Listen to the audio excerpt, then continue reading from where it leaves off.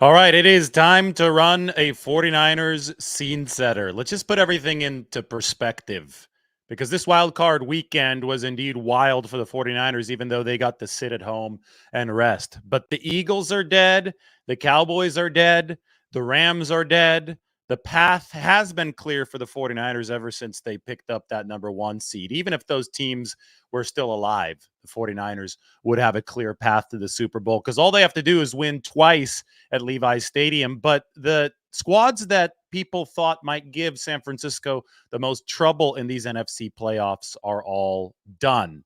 I, for one, believe that the 49ers' resume against the NFC makes them heavy favorites and has made them heavy favorites to win the conference title for quite some time. But I do find it very symbolically important that the 49ers did kill the Eagles. They broke the Eagles back in early December because think of the totality of everything that has happened. The 49ers lost to Philadelphia last year, but they were sure that they lost only because Brock Purdy got hurt. They were sure that Philadelphia got lucky that Brock Purdy got hurt.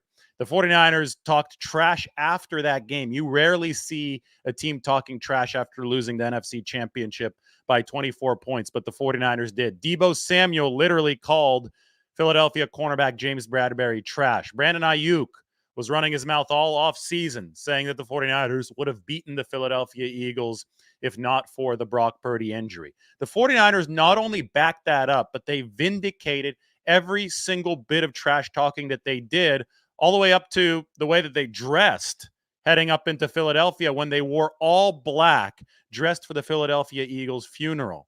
The type of bravado that the 49ers showed, combined with the fact that they went in there and completely annihilated the Eagles and broke the Eagles because Philadelphia turned into a bad team after that. They went 10-1 before that.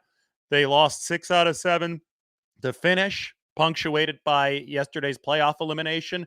The fact that the 49ers followed through made this one of the biggest get backs of all time. And it's reminding me a lot of the 1990s when the 49ers and the Cowboys had war of words, war on the field. And the one thing about the 1990s, if you were either the 49ers or the Cowboys, you had to win the Super Bowl or your season was considered a bust. And I just see the 49ers have pushed all the chips into the middle of the table with their bravado, with the way that things have gone as far as their rivalry with the Eagles. Yes, they've executed a massive get back at the Eagles. This has been vengeance for the 49ers. But in doing so, the 49ers have also pushed all these chips into the middle of the table like a heavyweight boxer, talking all this smack, dressing for Philadelphia's funeral in all black, heading into the stadium. With all these chips in the middle of the table, the 49ers now need to win the NFC Championship and they need to win a Super Bowl to finish the job, to make this feel complete. They've created the same type of off-field stakes as the teams of the 90s, the last time the 49ers won the Super Bowl to cap the 1994 season. Think about it. This is not just of the 49ers doing, by the way. It's also of the doing of the natural flow of things. When you lose 2 straight NFC championship games, as the 49ers have, and add on to that the 2019 season disappointment at the end in Super Bowl 54 against the Chiefs, when you've been very good, but you haven't quite finished the job, the pressure builds, right? You need to have a Lombardi trophy to show for your success. So 2 straight NFC championship game losses in 1992 and 1993 to the Dallas Cowboys made 1994 an existential type of test for the 49ers. Their GM at the time, Carmen Policy, literally said, if we lose to Dallas, we die. Well, the 49ers went on to beat Dallas. And then, of course, they beat San Diego in the Super Bowl to win it all. This season, I think that the 49ers' Dallas was Philadelphia. They needed to vanquish Philadelphia. Well, the 49ers did vanquish Philadelphia. They broke the Eagles. But the journey wasn't complete in that 1994 season, even after they beat Dallas. And the journey's not complete in this 2023 season, even after they've beaten and broken Philadelphia.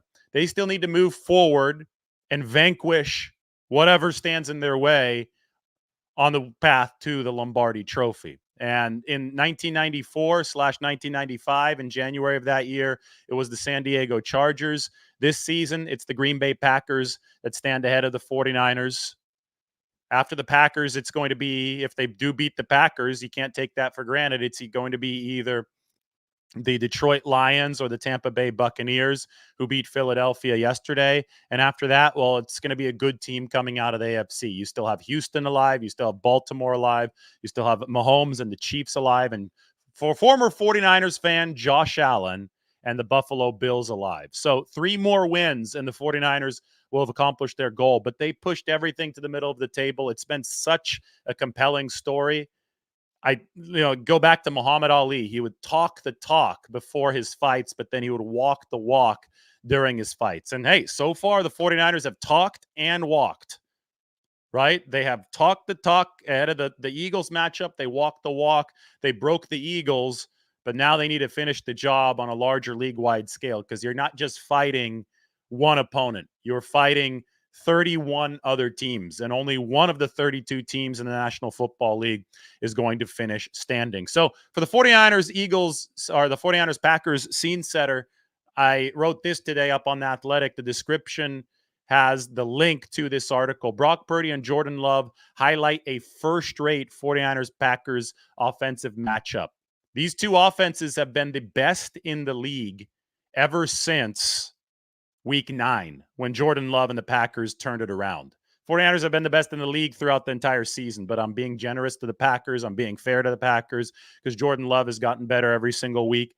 He truly is an up-and-coming quarterback, and so is the guy on the left side of that picture, Brock Purdy. These are two elite young quarterbacks. Jordan Love may have to show it over a little bit of a longer sample to get people to fully buy in, but the way that he's played over the back half of this season, he's played elite football. Brock Purdy has played elite football ever since he started for the 49ers in the middle of the 2022 season. So we're going to see these two promising young quarterbacks square off. I've got a lot of really good numbers for you. These guys have been the best QBs, the most efficient QBs this year under pressure, and nothing has fazed them so far. So we're going to see how they do against each team's respective defense on Saturday. The 49ers, though, do have the better defense, and that's one of the things that I break down in this scene setter. So Packers and 49ers Saturday, 5 p.m. Pacific.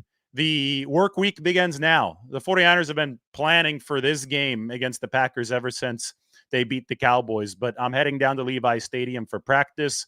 We're going to have practice today. We're going to cover practice tomorrow, Wednesday. We're going to cover practice on Thursday. Friday, it's going to be a little bit of a palate cleanser as the 49ers run their walkthrough, and then game day is on Saturday. So it is time for you to subscribe to The Athletic. Go into the description. Check out this piece. I got a lot of graphs, a lot of good stats.